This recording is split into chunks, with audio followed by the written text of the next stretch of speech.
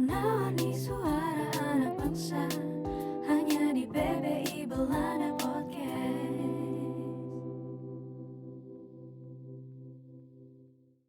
Kesulitan yang biasanya dirasain waktu kuliah di Belanda adalah ketika orang rumah di Indonesia mau kirim uang ke Belanda. Uang yang digunakan sangat penting untuk biaya kita kuliah maupun kebutuhan kita sehari-hari. Namun sayangnya di situasi seperti sekarang, kirim uang gak semudah yang dikira. Bahkan membutuhkan proses yang lama. Untuk itu, Transfast hadir sebagai solusi untuk kamu yang ingin kirim uang ke Belanda dengan cepat, aman, dan mudah. Uang dapat diterima sehari setelah hari transaksi dan biaya admin yang murah, yaitu 74.000 saja untuk setiap transaksinya. Selain itu, tidak ada hidden fee yang dikenakan setelah kamu melakukan transaksi. Gimana? Oke kan? Juga, kalau kamu menggunakan kode referral PPI Belanda 898473, kamu akan mendapatkan gratis biaya transaksi pertama kali. So, tunggu apa lagi? Yuk, gunakan Transfast dan rasakan sendiri kemudahan kirim uang ke luar negeri. Transfast, cara paling mudah dan nyaman untuk kirim uang ke mancanegara. Hai semua, balik lagi di podcast PPI Belanda. Kali ini gue bakal jadi host kalian. Dan nama gue Krisan. Gue third year creative business student di Breda University of Applied Sciences. Tapi kali ini kita bakal ngomongin tema yang sedikit spesial. Asik. Jadi di tema kali ini tuh kita bakal ngomongin soal keberangkatan ke Belanda. Nah, buat para calon mahasiswa-mahasiswi baru yang akan ke Belanda, boleh banget nih dengerin podcast PPI Belanda kali ini. Dan gue gak bakal sendiri tapinya. Gue bakalan ditemenin sama 2 orang cantik, asik. Dan kalian boleh memperkenalkan diri. Mungkin dari Selin? Boleh. Halo semuanya, gue Selin, first year Process and Food Technology di The Hague University of Applied Sciences. Apalagi nih, gue harus jelasin introduction apa lagi nih? Boleh itu. Itu juga gak apa-apa. Kalau Okay. ada tambahan misalnya hobi atau apa juga terserah, tapi itu udah cukup kok. Aulia Oke. Halo semuanya, gue Aulia, final year bachelor student di Rotterdam University of Applied Science, ngambil International Business Management. Oke, nice. Jadi kita kan bakal ngebahas soal keberangkatan nih. Keberangkatan buat anak-anak baru. Nah, pertama-tama gue mau ngucapin dulu ke para pendengar yang istilahnya anak-anak baru nih yang udah keterima nih di Belanda. Congrats buat mereka. Tapi pasti pertama kali tuh pasti lu bingung dong mau berangkat ke Belanda, tapi lu taunya cuman ya oke, gue harus beli tiket, gue harus bikin visa, itu doang. Tapi maksudnya apa aja yang perlu disiapin kan pasti pada bingung nih. Kira-kira ada nggak sih kayak buku panduan atau gue harus tanya ke siapa gitu? Jadi dari PPI Belanda kita udah nyiapin nih buklet untuk mahasiswa baru, dan itu bisa diakses lewat websitenya PPI Belanda. Di situ tuh ada semua penjelasan mulai dari awal keberangkatan, daftar universitas, terus kayak list beasiswa, terus housing juga, dan kayak gimana sih cara tinggal di Belanda. Basically kayak semua penjelasan itu kita bikin di satu buklet ini, dan kalian semua bisa akses lewat website kita di ppibelanda.org. Oke, nice information. Soalnya dulu waktu gue pertama kali ke Belanda, jujur aja gue pakai agent gitu. Jadi gue nggak terlalu tahu sebenarnya soal PPI Belanda tuh punya kayak booklet mahasiswa gitu. Jadi bener-bener karena kalau dari agent tuh pasti lo kan dibantuin kan. Maksudnya oh ya nih lo harus ini kayak udah di list sama mereka apa aja yang perlu lo siapin. Lo tinggal kasih ke mereka, nanti mereka yang bantuin. Nah cuman setelah gue masuk ke PPI Belanda, gue baru tahu kalau misalnya oh ada yang namanya buklet mahasiswa, dan itu ternyata sebenarnya kepake banget buat anak-anak baru karena kan itu ada semuanya kayak yang lo bilang tadi, ada apa namanya housingnya, terus ada juga apa aja yang perlu disiapin. Jadi kayak bener-bener guidelines dari keberangkatan dan pra keberangkatan gitu loh. Jadi bener-bener semuanya udah dari sana. Oke. Jadi buat para pendengar atau buat calon-calon anak-anak baru istilah yang udah mau berangkat, kalian boleh banget lihat ke websitenya PPI Belanda dan cek buklet mahasiswanya. Oke. Terus yang mau gue tanya ini buat Selin nih. Kan Selin lu baru tahun pertama, berarti lu baru berangkat tahun lalu ya? Yes. Nah, lu gue jujur aja gue sama Aulia mungkin kita udah bukan lama sih namanya, tapi kayak udah agak sedikit lupa tentang apa aja yang kayak experience kita, tapi nanti gue bakal coba jelasin juga, mungkin dari Aulia ada perspektif yang beda, tapi kalau dari lo sendiri gimana sih experience apa yang kayak sebelum keberangkatan nih, apa aja yang lo siapin, terus apapun lah, coba lo ceritain dari pandangan lo. Jadi secara kronologis ya ini ya, tahun gue bisa dikatain tahun yang lumayan unik juga karena gue berangkat di masa-masa pandemik yang masih baru juga ya kan, COVID waktu itu bulan Maret heboh di Indonesia. Terus gue tuh baru daftar uni tuh mepet juga bulan Mei gitu. Jadi buat daftar uni, terutama buat yang di The Hague University of Applied Sciences, gue butuh IELTS. Kalau kalian dari sekolah nasional kayak gue, kurikulum nasional maksudnya, IELTS kalian harus overall 6 dan bandnya juga 6. Terus apa lagi ya, buat visa gitu-gitu juga akan diurus oleh pihak university langsung, MVV juga, tapi nanti mereka akan membuat appointment buat kalian datang ke embassy buat ngambil student visanya itu. Nah, hal yang pengen gue tekenin banget yang kadang beberapa dari kalian miss itu check up, health check up, regular check up itu penting banget karena kalian sebagai mahasiswa juga pasti ngerasain kan di sini tuh check up, buat medical check up ke dokter itu susah banget. Jadi di Belanda ini sistemnya itu per daerah kalau kalian mau daftar dokter, dan itu perlu appointment, itu perlu asuransi juga, jadi itu lumayan ribet. Jadi sebelum berangkat better make sure kalian in good health dan semuanya baik-baik aja gitu. Terus apa lagi ya? Oh, yang paling ribet nih biasanya anak-anak tuh akte lahir, legalisir akte lahir, ya nggak sih biasanya? Iya betul. Soalnya biasanya yang lain kan biasanya diurusin sama uni gitu, tapi yang paling ribet sebelum keberangkatan tuh ngurus akte lahir karena harus dilegalisir, harus ditranslate dulu dari bahasa Indonesia ke bahasa Inggris. Abis itu dilegalisir ke 3 tempat. Yang pertama ke Kemenhukam, kedua ke Kementerian Luar Negeri, ketiga ke Kedutaan Belanda. Jadi kebanyakan dari mereka juga udah buka prosesnya secara online. Jadi kalian bisa submit PDF file kalian ke translated file kalian, akta lahir kalian ke online website mereka aja. Nah, apalagi ya? Apalagi nih kira-kira? Makanan atau koper kali? Itu kayaknya kita bisa save dulu buat nanti kali ya, Save buat dulu, kayak oke, setelah oke. kita sampai. Nah, kalau misalnya Aulia, gue mau nanya, lu waktu berangkat ke Belanda, lu pakai agent atau enggak? Nah, kalau gue juga sama kayak lo, gue waktu itu pakai agent. Jadi sebenarnya kayak dari sisi gue nggak banyak yang gue lakuin. Gue cuman kayak submit diploma, terus kayak sama TOEFL IELTS juga gue nggak pakai TOEFL IELTS karena gue dari international school dan diploma gue waktu itu IB diploma. Nah, jadi kalau buat kalian yang dari international school dan megang IB diploma itu nggak perlu tes TOEFL or IELTS lagi gitu sih. Terus ya proses pendaftarannya juga sama kayak yang udah Selin jelasin tadi.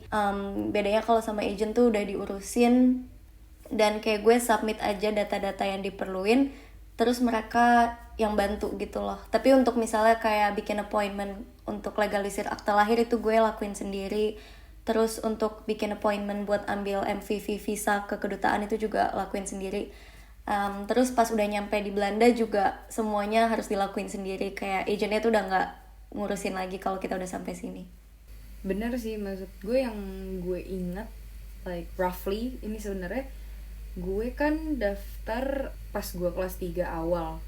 Nah, itu daftar terus pas sudah dapet pengumuman baru kan kita harus ngurusin visa, ngurusin kayak data dokumen-dokumen yang belum lengkap kan, yang kayak mereka kalau dari agent nih mereka pasti bakal bantuin lo buat ngelengkapin data-datanya, kayak mereka bakal bikin list nih, oh ini yang harus lo kumpulin, kasih ke kita, nanti kita yang sampein ke mereka. Jadi kayak sebelum lo ke Belanda step-stepnya udah gampang kalau pakai agent, karena gue dulu pakai agent, jadi gue sebenarnya nggak tahu kalau lo berangkat sendiri atau kalau lo persiapin semuanya sendiri tuh, yang gue yakin adalah pasti tuh jauh lebih ribet, karena gue sendiri aja yang udah pakai agent tuh kadang kewalahan juga, kayak oh yang ini belum gue kumpulin, oh yang ini belum gue submit dokumennya dan lain-lain gitu kan. Tapi emang bener yang kalian tadi udah bilang, kayak misalnya TOEFL atau IELTS itu bebas kalian pilih mau yang mana kan. Maksudnya Kalau mau TOEFL boleh, kalau mau IELTS boleh, tapi overall harus 6 seingat gue. Terus kalau yang kayak dokumen lain tuh misalnya akta lahir atau kayak diploma, nilai-nilai kalian, itu semua harus ditranslate ke bahasa Inggris. Yes. Terus nanti kan tinggal kumpulin pas udah MVV buat visa itu biasanya sekolah yang ngasih ke kita. Maksudnya sekolah yang ngasih ke kita tuh kayak ada website sendiri sih. Kalau di kampus gue tuh kayak mereka punya website sendiri yang dikasih tahu nih apa aja yang harus kita isi. Terus diupload dokumen itu. Nanti pas udah semuanya diupload, baru nanti mereka bakal forwardin si MVV-nya ini atau kayak dokumen-dokumen kita ke IND-nya di Belanda. Nah dari sana baru kan mereka inform ke visanya kampus, kasih tahu ke kita buat kayak oh nih visanya udah ready, tinggal kalian ke kedubes yang ada di Jakarta. Jadi step-stepnya kayak gitu sih, karena recently gue baru bikin visa lagi, makanya gue masih inget step-stepnya. Tapi kalau misalnya buat kayak step keberangkatannya agak sedikit lupa inget lah ya jatuhnya. Cuman selain itu kira-kira apa aja sih yang kayak yang perlu diingat lagi? Kan yang pasti kalau misalnya nih kita udah dapet visa, terus sebelum berangkat nih hal-hal apa lagi sih yang menurut kalian wajib dibawa selain visa ya yang pasti? Kalau menurut gue sih pertama dokumen-dokumennya tuh udah harus siap. Jadi kayak soalnya ngirim surat dari Indonesia ke Belanda itu lumayan mahal. Karena gue pernah pengalaman waktu itu diploma gue belum keluar dan gue udah nyampe Belanda duluan. Jadi diplomanya itu harus dikirim dari Indo ke Belanda. Itu waktu itu gue pakai DHL dan itu lumayan mahal sih. Gue lupa berapa harganya. Cuman kayak basically kalau misalnya kita lupa dokumen dan harus dikirim ke Belanda itu bakal costly banget. Jadi make sure semua dokumen yang dibutuhin udah dipegang dari pas berangkat gitu. Contohnya ya kayak ijazah, terus transkrip nilai, terus ya TOEFL, IELTS gitu-gitu. Akta lahir itu juga penting banget. Terus mungkin sebelum berangkat juga make sure kalian udah ada asuransi di Belanda. Soalnya itu penting banget kan di sini, kayak student semuanya harus punya insurance. Nah, enaknya pakai agent itu asuransi udah diurusin sama mereka juga. Jadi kayak waktu itu gue kurang tahu gimana aplikasi asuransinya, tapi udah diurusin sama mereka. Waktu itu gue sih pakai AON Student Insurance. Mungkin mostly kalian pakai itu juga pas awal. Kalau gue enggak sih. Gue tahun pertama ada dari kampus. Cuman tahun kedua lo harus cari sendiri. Nah, pokoknya itu subscription-nya. Gue nggak tahu sih ngomongnya gimana, tapi kayak subscription-nya tuh cuma setahun. Kayaknya sih harusnya bisa dilanjutin sebenarnya. Cuman karena kata sekolah mereka nggak kerja sama lagi, jadinya gue harus cari yang baru. Nah, yang gue tahu yang paling terkenal istilahnya kalau di Belanda kan AON. Jadi gue ngambilnya AON aja, dan kebetulan semua teman-teman gue atau rata-rata teman-teman gue yang di sana pada pakai itu semua aja. Dan pengaplikasiannya sebenarnya nggak begitu susah sih, tinggal kayak lo masukin aja data diri lo, terus nanti lo bakalan dikasih opsi nih lo mau periodenya dari kapan sampai kapan. Nah itu kan bisa langsung 3 tahun, bisa langsung bisa cuman setahun perpanjang. Tapi ya tergantung pilihan lo sendiri gitu kan. Nah ada juga yang lo boleh bayarnya kayak all at once atau per monthly or yearly kalau misalnya lo ngambil kayak per tahun gitu. Kalau itu yang gue ingat sih sebetulnya. Ya terus abis dari asuransi itu kayak MVV juga kan penting banget visanya. Kalau misalnya udah semuanya udah dapet, mungkin bisa mulai cari housing, karena itu kan juga penting sebelum berangkat. Kita udah of course harus udah punya housing dulu. Kalau waktu gue pas first year itu housingnya di student housing, dan menurut gue sih student housing tuh enak banget kalau kita tahun pertama, karena bisa ketemu banyak orang, kenalan juga. Jadi kayak seru banget dan gak bakal bosen, karena mereka biasanya kalau di student housing tuh banyak acara dan lain-lain gitu. Kalau Selin gimana, mungkin bisa jelasin lebih lanjut? Yes, kurang lebih sama sih. Penting banget paspor, visa, dan kopi-kopiannya juga buat jaga-jaga kalau diminta. Terus juga acceptance letter dari university. Terus beasiswa kalau juga kalian ada surat beasiswa. Terus MVV tadi udah dijelasin. Legalisir akta lahir kalau kalian udah selesai ke 3 tempat tersebut. terus juga kontrak sewa di Belanda. Soalnya kadang pihak imigrasi mau make sure kalau kalian memang sudah layak dan sudah mempunyai tempat lah di sini. Jadi mereka minta kontrak. Gitu sih. Oh, tambahan juga pas kemarin COVID, tes PCR ya, tes PCR negatif sebelum masuk ke pesawat juga, itu penting. Betul. Karena kalau yang gue sama Aulia tadi jelasin itu sebelum COVID. Jadi kita pasti kayak kita lupa banget buat mencantumkan atau kayak ngomongin soal PCR. Tapi emang benar kalau sekarang buat berangkat kalian harus siapin PCR negatif. Itu of course. Sama karena makin kayak marak or like semakin banyak virusnya, jadinya kebijakannya adalah sekarang kalian juga harus nunjukin surat vaksinasi kalau kalian udah divaksin baru boleh terbang. Terus yang kayak housing gitu nih, kan emang di booklet mahasiswa juga ada, tapi kalian waktu pertama kali nyari housing itu dari mana sih? Kalau dari gue sih, gue ngambilnya pertama kali dari student housing. Itu kayaknya semua first year rata-rata, nggak semuanya, ini rata-rata pada ke student housing karena lebih gampang kan, karena itu dari sekolah punya. Terus tahun kedua tuh baru pada nyari-nyari, tahun kedua ketiga gitu-gitu. Nah kalau kalian tuh gimana sih, kayak experience apa buat cari housing tuh kayak gimana, tips and tricks misalnya? Kalau dari gue ya, kalau misalnya mau student housing itu benar-benar harus cepet sih daftarnya, karena student housing itu kayak kalau gue di Rotterdam mereka nggak banyak slot gitu loh, jadi kayak lo benar-benar harus daftar secepat mungkin, kalau nggak kebagian tempat. Dan student housing itu kan lumayan affordable kan, jadi banyak banget orang yang mau ambil student housing. Jadi make sure kalian cek terus tuh di website student housingnya, kayak buka pendaftaran kapan dan lain-lainnya. Karena pas dia udah buka pendaftaran itu kayak menurut gue lo benar-benar harus langsung daftar, soalnya kalau telat sehari aja nggak bakal kebagian tempat sih menurut gue. Karena kayak student di Rotterdam itu banyak banget, dan itu bukan cuma buat Indonesian student gitu loh, jadi kayak international student dari semuanya juga kayak mereka kan nyari rumah, jadi ya harus cepet-cepet dapet. Dan make sure informasinya kayak up to date gitu loh, kayak kalian cek terus tiap hari. Dan di booklet juga dijelasin tuh kayak list agency website buat cari housing di Belanda. Kayak misalnya contohnya ada student hotel, terus ada SSH. Itu waktu itu gue pakai SSH ini, dan mostly student housing di Rotterdam pakai SSH sih. Terus ada juga Holland to Stay dan Room Plaza, dan masih banyak lagi sih. Oke, kalau dari pengalaman Selin? Yes, dulu aku daftar student housing juga. Jadi di The Hague University ini mereka menawarkan 3. Ada Duo, ada Kastekrop, sama satu lagi The Y. Jadi Duo itu yang lumayan affordable. Terus mereka juga yang punya paling banyak property. Terus Kastekrop ini yang middle class gitu, lumayan mahal juga. Kebanyakan juga studio nawarinnya.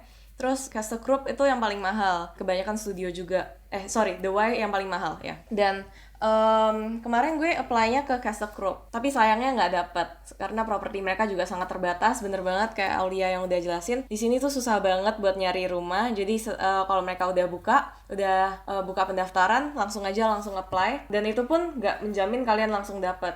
Gue aja nggak dapet. Jadi kemarin gue minta temen gue yang di sini mutual buat bantu cariin rumah. Jadi kalian kalau misalnya belum dikabarin pun jangan diem aja, kalian harus proaktif sendiri buat reach out ke teman-teman yang di sini. Mungkin bisa langsung DM anak-anak PPI kota-kota kalian masing-masing atau PPI Belanda pun, buat siapa tahu mereka ada rekomendasi tempat, siapa tahu mereka ada tempat yang kosong juga. Dan kalian juga kalau misalnya nyari rumah, penting banget buat nanya teman-teman yang di sini daerahnya gimana, atau biasanya ada beberapa daerah yang memang suspicious atau punya high rate in crime, jadi kalian harus hati-hati juga ya. Iya, benar banget tuh, masalah daerah juga harus diconsider. Kayak jadi berguna banget nih kalau misalnya kayak kawan mahasiswa itu nanti bakal kayak ngebantu banget. Kan mereka udah tinggal di Belanda cukup lebih lama lah dari kalian yang baru mau datang. Jadi obviously mereka tahu daerah-daerah mana yang bagus untuk ditinggalin for students dan mana juga yang lebih bahaya gitu loh. Dan itu juga harus diconsider sih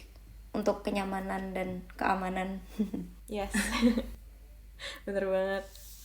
Jadi kalau misalnya gue rangkum nih, kalau kalian ngomongin masalah housing, kan bisa dibilang bisa cari di website dan lain-lain ya kan, ada student housingnya juga. Tapi jangan cuman berpatokan sama satu website, atau istilahnya kalau kalian udah ketemu satu nih, oke, terus kalian udah book tapi kan misalnya belum dapat jawaban atau apa, kalian nggak boleh stay di satu itu doang gitu kan. Jadi kayak kalian tetap harus cari, pokoknya keep on searching lah sampai akhirnya benar-benar dapat kan, sampai akhirnya dapat. Tapi itu juga bisa kalian aplikasikan pakai program yang dari PPI Belanda yang Aulia bilang tadi kan, kawan mahasiswa. Misalnya kalau kalian butuh insight di kotanya tuh, kota yang kalian bakalan datengin tuh kayak gimana gitu, itu kalian bisa kontak langsung kan ke PPI kotanya masing-masing. Atau bahkan kalau benar-benar masih bingung banget, kontakinnya ke PPI Belanda juga boleh. Itu semua kita open banget ya kan. Nah, terus kalau di kawan mahasiswa ini nih, ada berapa sih yang udah kerja sama PPI Belanda sebenarnya? Jadi kita udah kerjasama sama 15 PPI kota. Pertama tuh ada Eindhoven, terus ada Arnhem, Utrecht, Leiden, Nijmegen, Tilburg, Deventer, Den Haag, Rotterdam, Kota Den Haag, Groningen, Enschede, Wageningen, Delft, sama Maastricht. Jadi kita ada di 15 kota tersebut, dan kita bisa ngebantu kalian yang mau datang ke Belanda. Dari kalian belum tahu apa-apa, kita bantu, kita dampingin, dan kita kasih tahu lingkungan di sini kayak gimana. Terus basically kita bakal jawab semua questions yang masih kalian punya gitu loh. Dan ya untuk info lebih lanjut mungkin bisa dicek di Instagram PPI Belanda juga. Di situ kita ada poster kawan mahasiswa dan kayak contact person, semuanya bisa daftar langsung dari Instagram kita. Oke, berarti buat para pendengar yang masih pada bingung, yang masih pada penasaran atau pengen tahu sekarang sebelum berangkat ke Belandanya, boleh tuh langsung dicek di IG-nya PPI Belanda, langsung diisi kontak formnya. Nanti PPI Belandanya atau kayak dari Aulio and Team tuh pasti bakalan ngasih tahu ke kalian nih, kayak oh nih kalian kontak ke PPI kotanya, atau kayak pasti bakal dikasih kontak personnya juga, supaya kalian bisa langsung ngobrol sama PIC-nya masing-masing. Tapi gue mau ngasih tahu juga sebenarnya kalau Breda kan nggak ada ya. Itu Breda gimana tuh kalau nggak, ini gue ngambil contoh doang sebenarnya, karena Breda atau kayak beberapa kota kan di Belanda ada beberapa yang nggak ada PPI kotanya.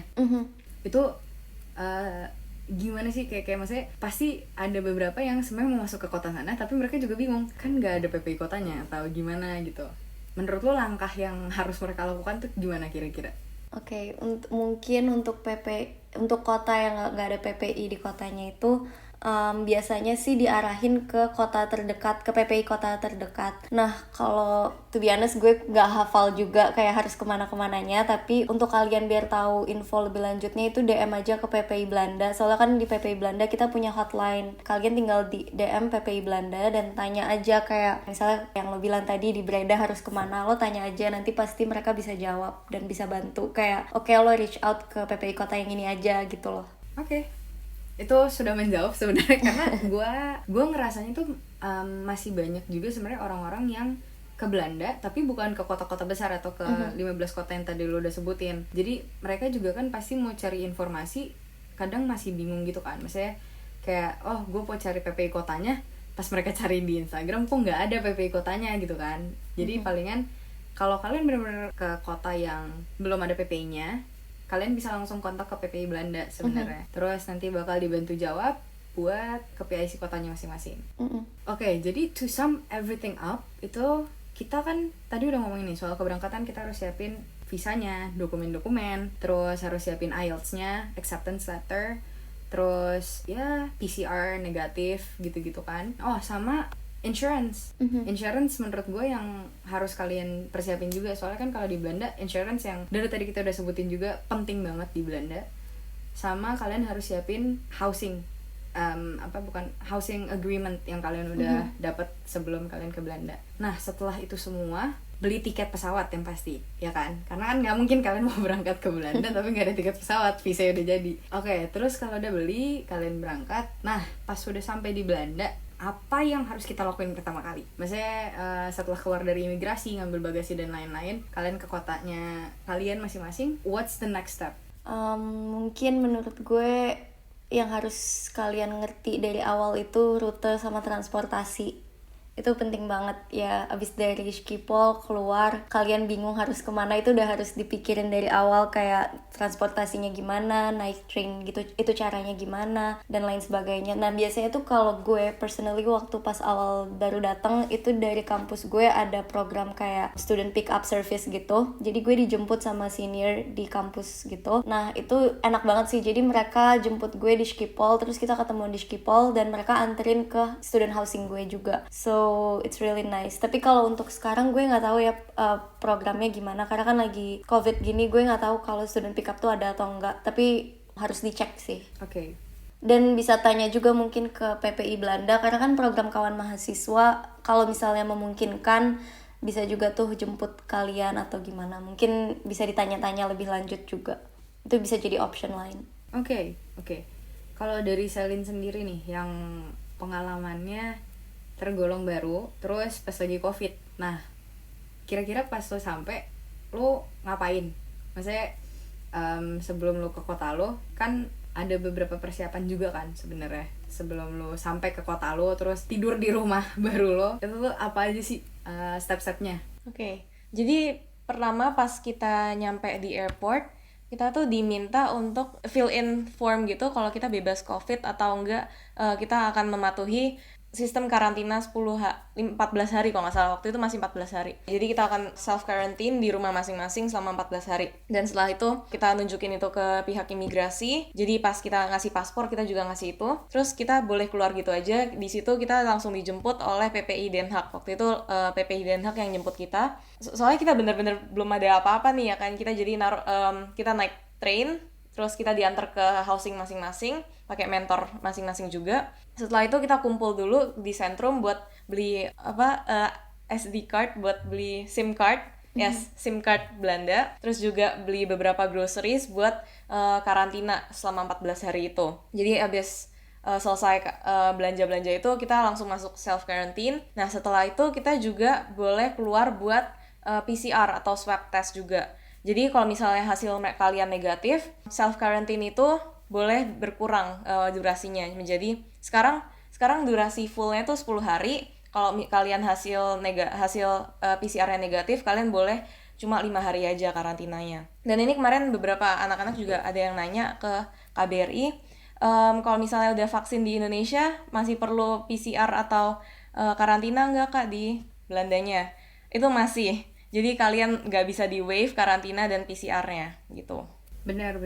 Karena maraknya COVID ini yang dari tadi kita udah ingetin juga, itu tetap bakalan jadi kayak tolak ukurnya kalian nyampe Belanda gitu kan. Karena Indo sendiri kan termasuk negara yang berwarna merah, atau kayak istilahnya udah kode parah masih gitu high kan. risk, iya. Masih high risk. Jadi ketika kalian sampai ke Belanda yang bilangnya cukup lebih aman, itu pasti mereka bakalan takut lah, karena kita banyak banget yang kena gitu kan positifnya. Jadi kalau kalian ke sana, kalian harus membuktikan kalau kalian negatif, dan di sana pun jangan macam-macam lah menurut gue mah. Jangan macam-macam, karena kalian juga bukan di negara kalian gitu. Jadi ikutin aja peraturannya. Terus perlu siapin kayak OV chip card gitu-gitu nggak sih kan, karena kan kita juga mau travel ke kota kan, dari Schiphol ke kota masing-masing. Dan itu di Belanda ada yang namanya OV chip card, atau kayak apa ya, kayak travel card. Iya gak sih, kayak semacam travel card gitu buat kartu, ada yang warna biru, ada yang warna kuning. Tapi kayaknya kalau lu pertama kali sampai, pasti lu pakainya yang warna biru dulu kan, karena kan lu gak mungkin bikin yang personal langsung. Jadi lu bikin yang biru dulu, terus lu isi aja secukupnya buat travel lo dari Schiphol ke kota masing-masing. Terus setelah sampai ke kotanya, kayak lu udah sampai Den Haag, lu udah sampai Rotterdam, gue udah sampai Breda nih, apa step selanjutnya? Kayak what should I prepare, what should I do next setelah karantina, let's say setelah selesai karantina nih, kan sekarang udah selesai the 10 days, atau mungkin kalian udah dikurangin lah, pokoknya selesai karantina, what do you need to do next? Seingat gue sih harus ambil Verblijf, kayak izin tinggal di Belanda itu. Nah biasanya itu nunggu email dari IND kalau kita udah bisa ambil atau belum. Abis itu penting juga lapor diri ke KBRI. Jadi kalau misalnya kalian ada apa-apa, itu KBRI bisa udah ada data kalian gitu. Jadi itu penting banget juga.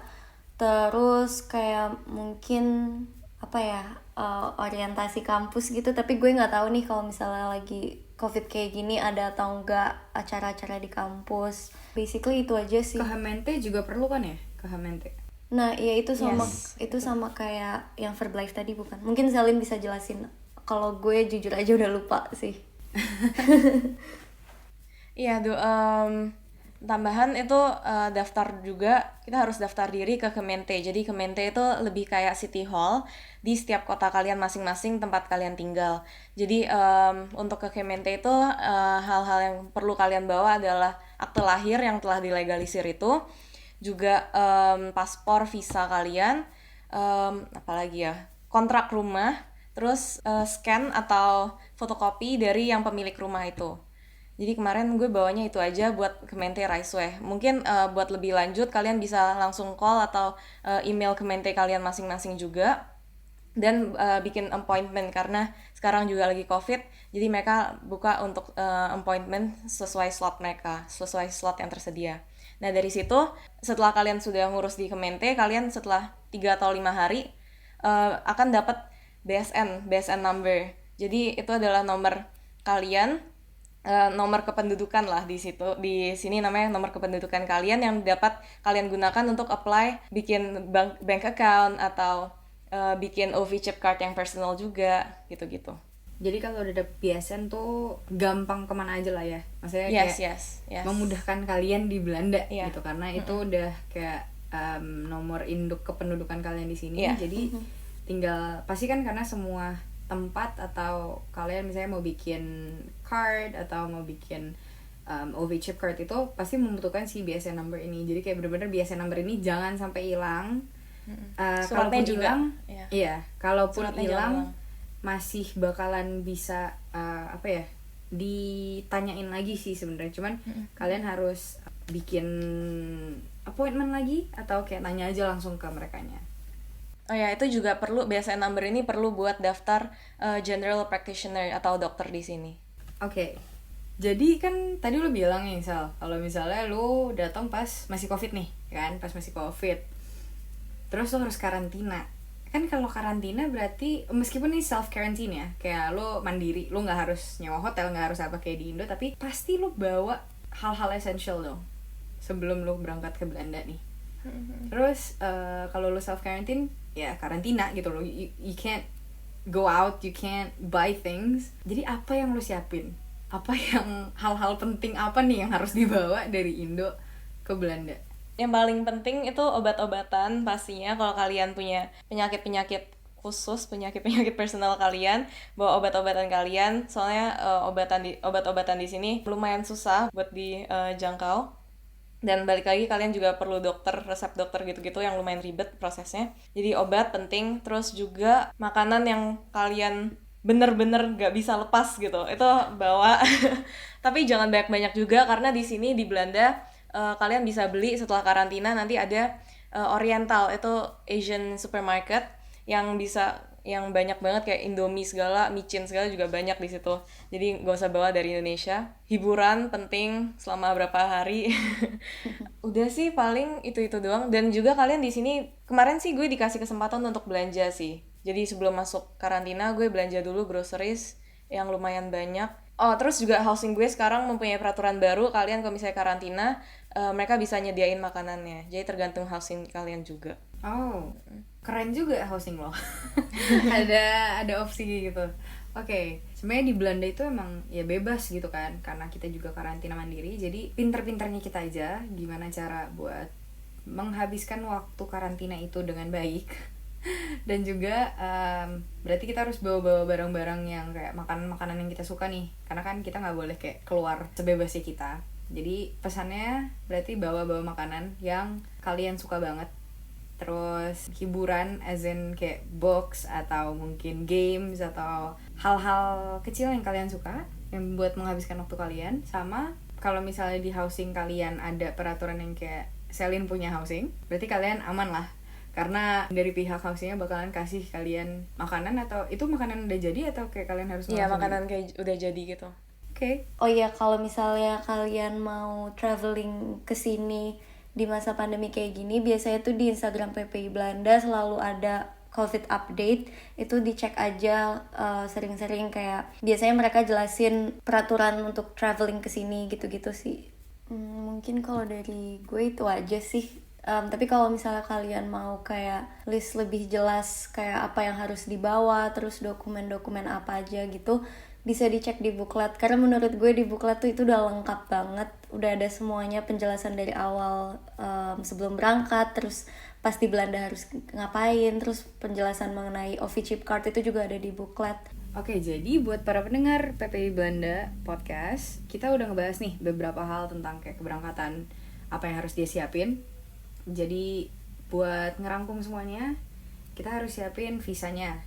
Gue gak bakalan lupa buat ingetin kalian terus buat nemangin visa, terus insurance, housingnya, terus juga kayak the documents yang kalian udah kumpulin, semuanya itu tetap harus kalian bawa, karena in case something happen, kalau kalian kalau mereka membutuhkan dokumen-dokumen itu, kalian bisa kasih unjuknya. Terus semua itu bisa kalian akses di booklet mahasiswa, dan itu semua ada penjelasannya tuh, kayak mulai dari apa aja dokumennya, terus apapun yang akan kalian perlukan istilahnya di Belanda sendiri, kayak misal OV chip card, terus ada juga program kawan mahasiswa ini, jadi semuanya bisa kalian lihat di booklet mahasiswa. Terus ada juga kalau kalian punya pertanyaan atau apapun, bisa kalian langsung ke hotline-nya PPI Belanda juga misalnya buat pertanyaan lebih dalam lagi. Atau kalau misalnya kalian udah tahu nih, udah nggak perlu yang general questions, jadi bener-bener langsung ke PPI kotanya, bisa langsung ke PPI kotanya masing-masing buat tanya-tanyanya. Dan untuk menutup semuanya, kalian ada last remarks nggak nih buat para anak-anak baru nih yang mau ke Belanda? Kalau dari gue mungkin harus rajin-rajin aja ngecek update, jangan sampai kayak ketinggalan update dari universitas yang kalian tujui. Terus kayak untuk masalah housing itu juga harus up to date banget, bener-bener kayak jangan sampai ketinggalan lah, dan jangan males untuk cari informasi, karena sebenarnya semua informasi itu udah ada di internet, kalian tinggal search, semuanya itu udah ada. Dan kalau emang info yang kalian mau tahu tapi belum ada di mana-mana, bisa langsung DM ke hotline PPI Belanda atau ke PPI kota masing-masing. Itu aja sih. Oke, kalau dari Selin?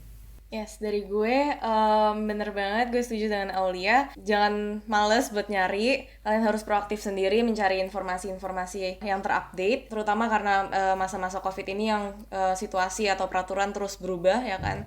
Jadi kalian harus terupdate terus, dan jangan takut buat nanya ke orang, buat nanya ke senior-senior kalian di sini. Kita nggak gigit dan kita semua, apalagi PPI Belanda tuh baik banget. They are very helpful. PPI kota kalian juga pasti mau membantu kalian dengan senang hati. Jadi jangan takut buat reach out ke orang, buat nanya, buat nge-WA juga. Terus habis itu jangan takut, it's gonna be a fun road, it's gonna be a fun journey. Jadi jalanin aja and be excited for it. Gitu aja sih. Okay, thanks for all the great quotes, all the great tips and tricks. Dan gue juga pengen ngasih taunya cuman hal-hal kecil sih sebenarnya, kayak balik lagi, congratulations udah keterima di Belanda, and hopefully the 3 or 4 years or 2 years of your studies di Belanda itu bakalan seru. Semoga semuanya lancar, kalian bisa lulus tepat waktu, sama stay safe. Itu yang pasti, stay safe and